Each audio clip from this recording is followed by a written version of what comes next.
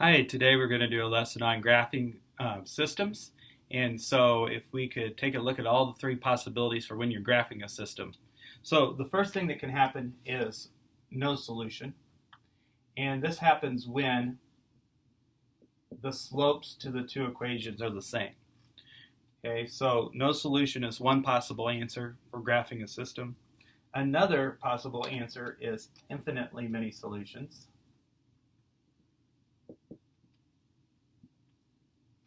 Now this happens when both equations are the same equation.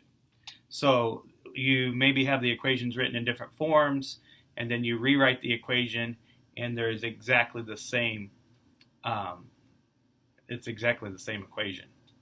And then the last possibility is to get exactly one solution. Now, a solution to when you're graphing a system is the point where the lines cross each other. So exactly one solution. So one of those three things is going to happen. The first one here that I want to take a look at is no solution. And we have two equations. I'm going to write these on here so they're a little bit easier to see. Y equals negative 1/3 x plus 5. And the second equation is y equals negative 1/3 x minus 4.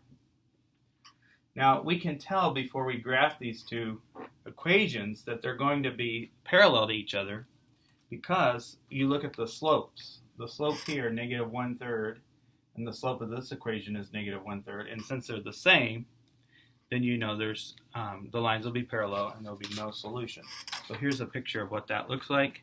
When you're graphing no solution, you have two lines that are parallel to each other, and so the answer is no solution. Okay. The next one is infinitely many solutions. And so let's look at a couple of different equations here. We have y equals 1/2 x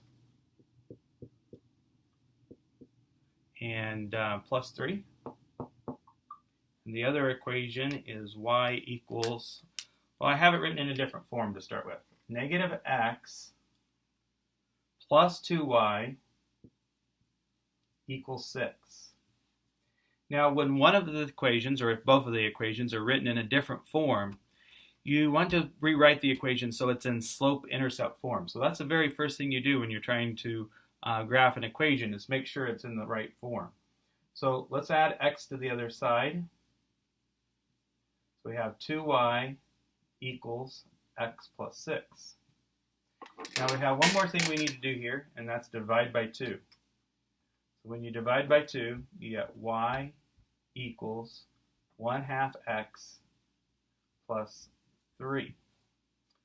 So this equation is going to have the same slope again, and because it has the same, it's actually the exact same equation. It has the same slope and it has the same y-intercept. So when that happens, when it has the same slope and the same y-intercept, you got the same equation, and you're going to graph that, and you're going to get infinitely many solutions because it's the same line. So the picture will look like this. And you have one line there. The lines are overlapping each other, so it looks like one line. And so that's an example of infinitely many solutions. Okay, the last possibility is exactly one solution. Okay? And if you have exactly one solution, you're going to get a point where the lines cross at. So let's take a look at this. So we have y equals x minus 1. And it's going to turn out to be negative x minus 1.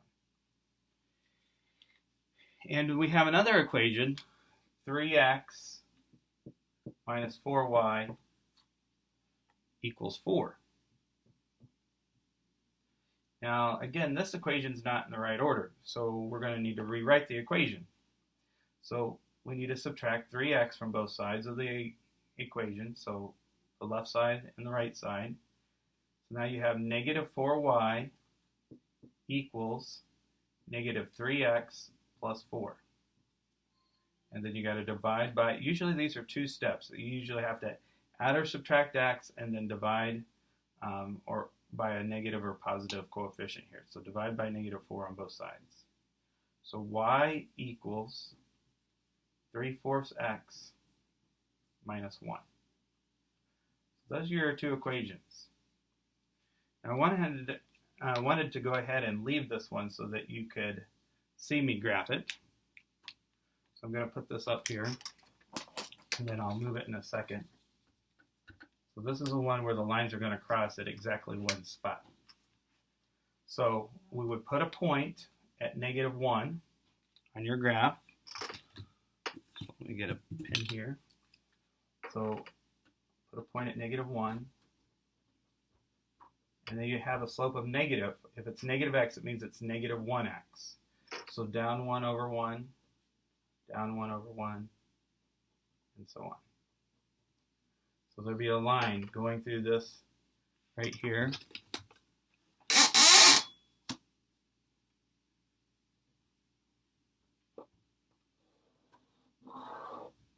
So it looks like that.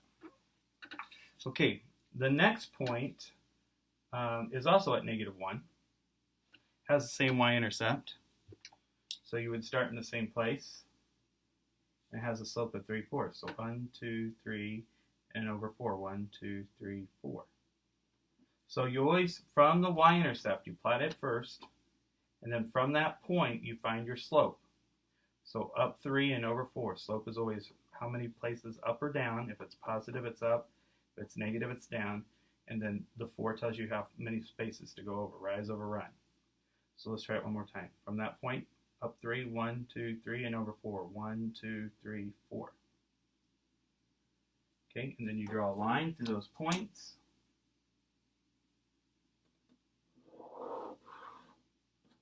And so that point there of intersection is your solution. Now, the answer is a coordinate. So it's always written as an ordered pair. So that ordered pair would be 0, negative 1. So the solution here is 0, negative 1. Okay, and we're looking at that point where the lines cross. Okay, so now you can check to see if you got the right answer. If you put 0 in here for x, 0 minus 1 is negative 1. That's what y equals. And down here, 3/4 of 0 is still 0. Minus 1 is negative 1. So if that solution works for both equations, that's a way to check it to make sure you graphed it correctly. And so these are the 3 possible answers you get when graphing a system.